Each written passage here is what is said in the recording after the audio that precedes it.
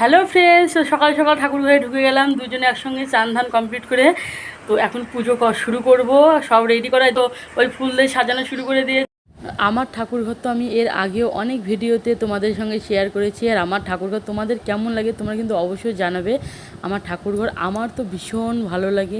এই ঠাকুরঘরে ঢুকলে মনে হয় আমি একটা শান্তি পেলাম। আর এদিকে আমি বসে পড়েছি, শিবলিঙ্গটাকে পরিষ্কার করছি ঘি মধু দুধ টুধ দিয়ে। তো আমার পরিষ্কার করা কমপ্লিট হয়ে গেছে, আর ও তো এদিকে ফুল দিয়েও সাজিয়ে দিয়েছে, ফুল দিয়ে সাজানো কমপ্লিট হয়ে গেছে, সম্পূর্ণ রেডি করে দিলাম। ওই বসে পড়লো পুজো করতে। ওর পুজো হয়ে গেলে তারপরে আমি ধীরে ধীরে পুজো করব।